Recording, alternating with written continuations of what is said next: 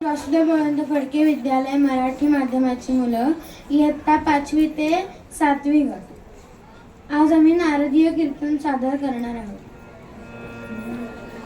श्रीमन महागणाधिपतये नमः।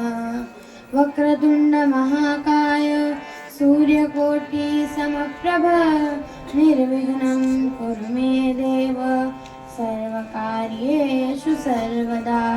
गुरुर्ब्रह्मा गुरुर्विष्णु गुरुर्देवो महेश्वरा गुरु साक्षात् परब्रह्म तस्मै श्री गुरवे नमः। आता कीर्तनाच्या प्रथेप्रमाणे आपण गजर करूया। आधी मी म्हणते, माझ्या मागून तुम्ही म्हणा। रघुपती राघव राजा राम पतित पावन सीताराम। रघुपती राघव राजा राम पतित पावन सीताराम। रघुपती राघव राजा राम पतित पावन सीताराम। रघुपती राघव राजा राम पतित पावन सीताराम। रघुपती राघव राजा राम पतित पावन सीताराम। रघुपती राघव राजा राम पतित पावन सीताराम। राजाधिराज प्रभु रामचंद्र महाराज की जय। पवन पुत्र हनुमान की जय। सनातन वैदिक हिंदू धर्म की जय। जय जय रघुवीर समर्थ।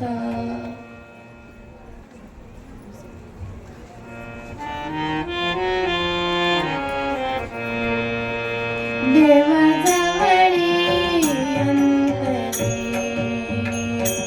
देवजवळी अंतरे, भेटी नाही जन्मभरी, भेटी नाही जन्मभरी। देवजवळी अंतरे, भाग्ये आले संत जन, भाग्ये आले संत जन, झाले देवाचे दर्शन, झाले देवाचे दर्शन। देवजवळी अंतरी, मूर्ती त्रैलोकी संचली, मूर्ती त्रैलोकी संचली।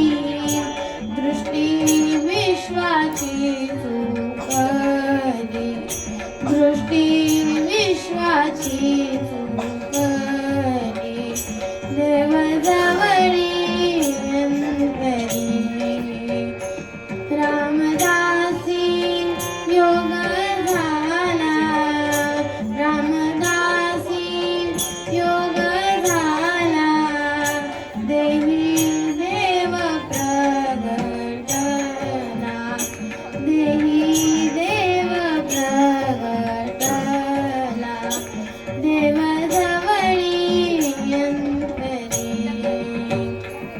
रामदासी योग झाला, रामदासी योग झाला। देही देव प्रगटला, देही देव प्रगटला। देवजवळी अंतरी, देवजवळी अंतरी। जय जय रघुवीर समर्थ। हा अभंग समर्थ रामदास स्वामी यांचा आहे। यांच्याबद्दल कायमच असं म्हटलं जातं, सुका सारिखे पूर्ण वैराग्य ज्याचे, वशिष्ठा परी ज्ञान योगेश्वराचे।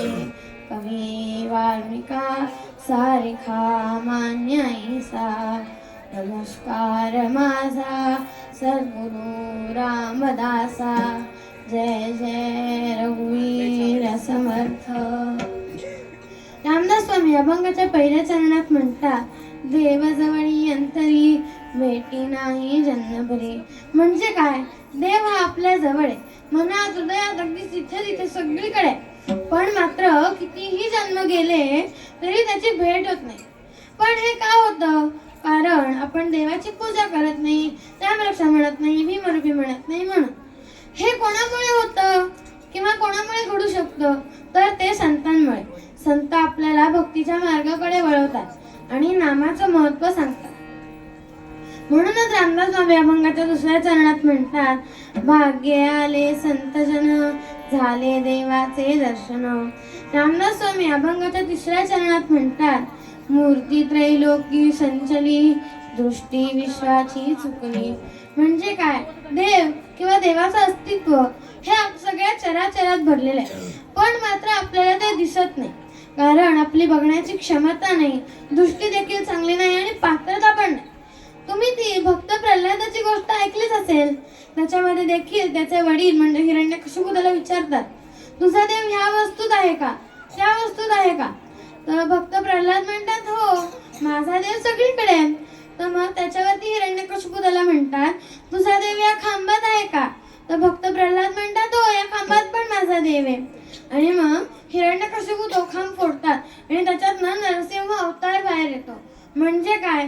देवाचं अस्तित्व हे सगळ्या चराचरात भरलेलं आहे, पण ते आपल्याला दिसत नाही. पण अशी एक वेळ येते, म्हणजे आत्ताच्या भाषेत सांगायचं म्हटलं ना तर स्पेसिफिक टाइम. ती वेळ आल्यावर आपल्याला अंतरंगातल्या रामाचं आणि देवाचं दर्शन घडतं. म्हणूनच रामदास स्वामी अभंगाच्या चौथ्या चरणात म्हणतात, रामदासी योग झाला देही देव प्रगटला. आता रामदास स्वामी मूळ अभंगात म्हणतात, देव जवळी अंतरी, देव जवळी अंतरी, भेटी नाही जन्मभरी, भेटी नाही जन्मभरी, देव जवळी अंतरी, देव जवळी अंतरी. जय जय रघुवीर समर्थ, रघुपती राघव राजा राम, पतित पावन सीताराम, रघुपती राघव राजा राम, पतित पावन सीताराम, रघुपती राघव राजा राम, पतित पावन सीताराम, रघुपती राघव राजा राम, पतित पावन सीताराम, रघुपती राघव राजा राम, पतित पावन सीताराम, रघुपती राघव राजा राम, पतित पावन सीताराम. जय जय रघुवीर समर्थ. आता आपण जो पूर्व रंगात अभंग घेतला आहे त्या अभंगावर आधारित पण एक रामदास स्वामींची कथा अशी मी तुम्हाला सांगणार आहे. रामदास स्वामी एकदा एका गावात कीर्तन करत असतात. त्यांच्या समोर अफाट गर्दी असते आणि त्याच गर्दीत की नाही दोन व्यक्ती असतात.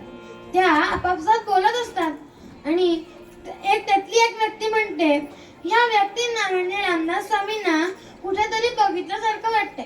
दुसरी व्यक्ती म्हणते, हे आपल्या जांब गावातल्या राणूआईचा धाकटा मुलगा नारायणच का? कीर्तन संपतं. कीर्तन संपल्यावर त्या दोन व्यक्ती तिथेच घुटमळत राहतात. शेवटी रामदास स्वामीच त्यांना विचारतात, तुम्हाला काही हवे आहे का? त्या दोन व्यक्ती म्हणतात, तुम्हाला एक विचारू का? रामदास स्वामी म्हणतात, हो विचारा की. तर मग त्या दोन व्यक्ती म्हणतात, तुमचं गाव कोणतं? रामदास स्वामी म्हणतात, मला गाव नाही. मग ह्या दोन व्यक्ती परत म्हणतात, तुम्ही जांब गावातल्या राणू आईचा धाकटा मुलगा नारायण का? हे ऐकल्यावर त्यांच्या डोळ्यात पाणी येतं. ते म्हणतात, हो मी नारायणच. तर मग त्या दोन व्यक्ती सांगतात, तुमची आई आता वृद्ध झाली आहे, तिची डोळ्याची दृष्टी देखील कमजोर झाली आहे आणि ती आता आमची खूप आठवण काढते. तिला तुम्हाला भेटायचंय. तर मग तुम्ही जांब गावात या, इथनं जांबगाव अगदी जवळच आहे. रामदास स्वामी म्हणतात, बरं. दुसऱ्या दिवशी रामदास स्वामी सकाळी जांब गावात जातात. जांब गावात गेल्यावर आपल्या घरासमोर उभे राहून म्हणतात, जय जय रघुवीर समर्थ. आई सुनबाईला म्हणते, सुनबाई बाहेर गोसावी आले वाटतं, त्याला भिक्षा वाढ. सुनबाई हो म्हणून बाहेर यायला निघते. तेवढ्यात रामदास स्वामी परत एकदा म्हणतात, जय जय रघुवीर समर्थ. आता आईला चाहूल लागते, हा आपल्या नारायणाचाच आवाज. म्हणून ती लगबगीने बाहेर येते. तेवढ्यात रामदास स्वामी आत जाऊन तिच्या कुशीत रडायला लागतात. आई म्हणते, अरे नारायणा, किती वर्षात आला नाहीस रे. मी तुझी खूप वाट बघितली, आठवण काढली. आता मी वृद्ध झाली आहे, माझी डोळ्याची दृष्टी देखील कमजोर झाली आहे. तू भेटायला आला नाहीस मला. मग आता रामदास स्वामी विचारतात, मग तुझी इच्छा काय आहे आई? आई सांगते, मला ना तुझ्या तोंडून भागवत ऐकायचंय आणि तुम्हाला रामाचं दर्शन देखील घडवून दे. रामदास स्वामी हो म्हणतात आणि दुसऱ्या दिवशीपासून 7 दिवसांचं भागवताचं पारायण करतात. पारायण संपतं. पारायण संपल्यावर आई म्हणते, नारायणा, अरे एक इच्छा पूर्ण केलीस, आता दुसरी पण कर. म्हणून मग रामदास स्वामी आईच्या डोक्यावर हात ठेवून 2 वेळेला म्हणतात, जय जय रघुवीर समर्थ. आणि आईचा प्राण जातो. म्हणजेच त्यांच्या आईला अंतरंगातल्या मनाचं किंवा अंतरंगातल्या देवाचं किंवा रामाचं दर्शन घडतं. म्हणूनच रामदास स्वामी अभंगाच्या पहिल्या चरणात अभंगात म्हणतात, देव जवळी